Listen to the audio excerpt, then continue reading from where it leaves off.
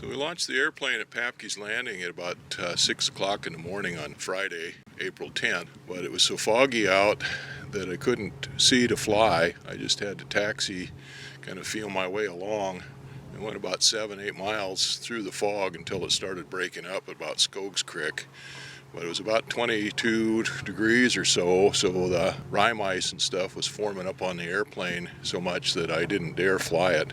I did get the airplane up on the step and step taxied it around and practiced that and brought it in here to town on the step, but I didn't fly it. I was going to come down yesterday and fly it, but by the time I got my fuel tank and everything all situated and got down here, the fuel depot was closed. Anyway, it was getting late, so I just kind of looked the plane over and cleaned the windows and stuff and pumped the front of the floats out, the front compartments. I was kind of wondering about them, how they were going to hold up after sealing them up, and we were in the water for over 2 hours.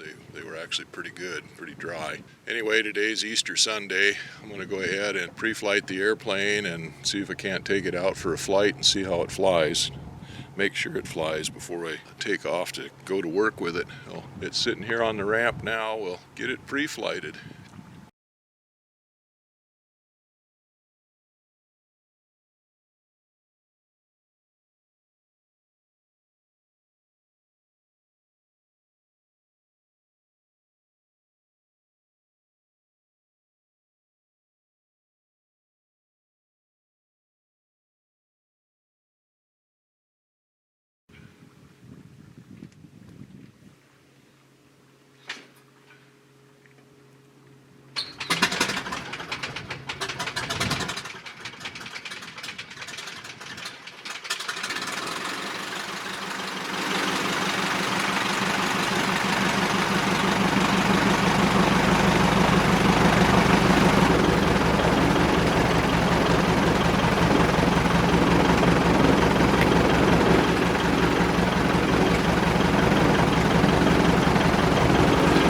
Well, for some reason my battery was dead. Fortunately, this thing's pretty easy to start. I got it all tuned up right, and it starts easy by hand. The alternator is showing a charge on it. I don't know why the battery was dead on it, but it is. Well, anyway, I like to start it up here on the ramp and let it run up, warm up a little bit here, because propeller, when it's idling like that, will pick up water. It makes a vortex on the water, and it'll pick up water spray and stuff and erode the propeller. So I run it up, warm it up here, do my run up here on the ramp, and then that also makes sure everything is functioning on the engine before I put it in the water. So once you get in the water, if the engine's not running, then you have a heck of a time getting it back up on the ramp. Anyway, I'll let it warm up there a little bit, and then we'll push it in the water and turn it around and pre-flight the tail. It's kind of a challenge doing a pre-flight on these on floats because half the airplane's hanging out over the water. So I do what I can off the dock in the front here first, check everything out, and then warm it up and push it in the water, turn it around, pull it up on the dock, and check the tail out. And I always wait to pump the rear two compartments in the float out after I turn it around, because the way the airplane's sitting up on the ramp there, any water that's in the rear compartments is going to run towards the back of the floats and away from where the pickup tubes are on it.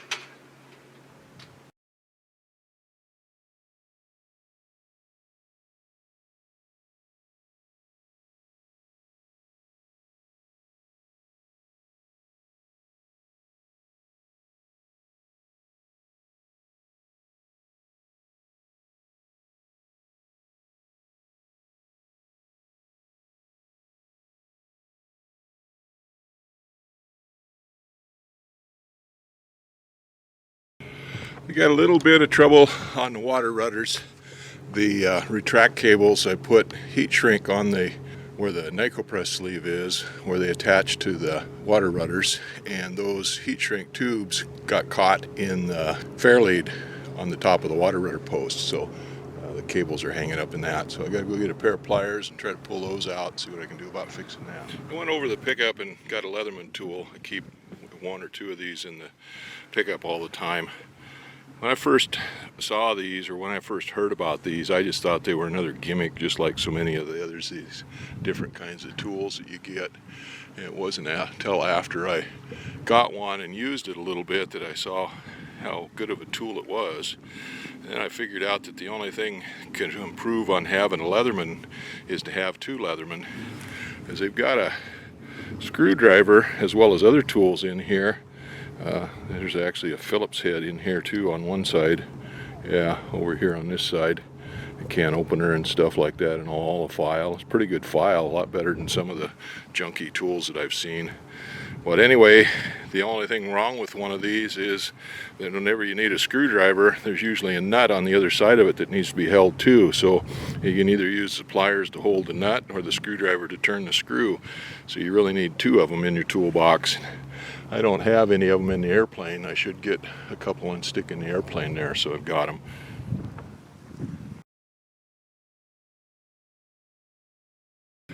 Well, the Leatherman tool did the trick. That heat shrink tubing was real thick tubing and got on that cable, and it got jammed up in those fairleads.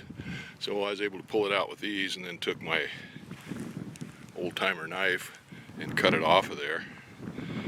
Now, something about the Leatherman that I didn't know, well, I did find out, is the Leatherman is actually the name of the people that designed the Leatherman and own the company. So it's their name on every one of these. And something I didn't know until just a few years ago is they're shirt tail relations of mine. I'd been using one for quite a while. I didn't know that I was related to them. Their father, their grandfather, I'm not sure, I think it's the father of the guys that run this company, or it was a cousin to my grandmother. They're down in coastal Oregon, down out of Coos Bay, actually out of Myrtle Point, and up in an area in the mountains back there, so they're kind of hillbillies there. He was a bootlegger as well as a logger and a farmer. Well, anyway, I guess we're all ready to give it a try.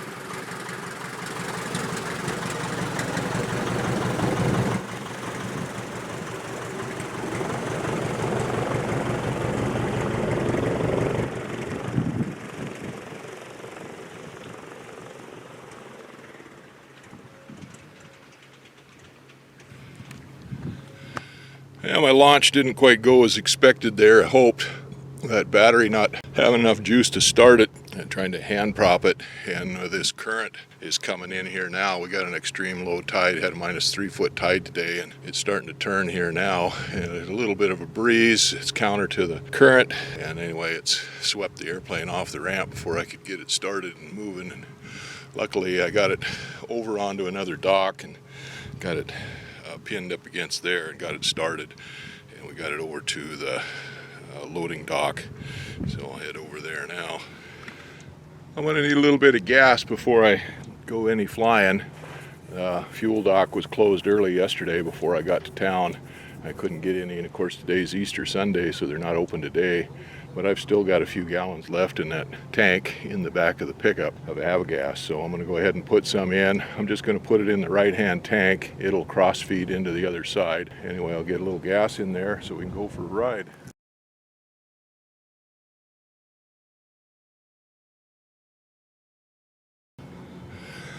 Well, the right tank is completely full, so it's going to be a little bit heavy on the right side, but I've got a fuel selector valve, has both on it, so the fuel will siphon down over into the left side and eventually level it out. So that gives me about an hour worth of flying between what was already in the airplane, and there's some in the left side as it is. So anyway, I'll go ahead and take it out and warm it up. It takes me a while to get out to where I warm it up. I usually run down the Narrows a little bit south towards the ferry terminal, give the engine a good chance to warm up before I take off. Even though I've warmed it up on the ramp here and did a run up and stuff on it there, I still like to warm it up a little bit more before I take off.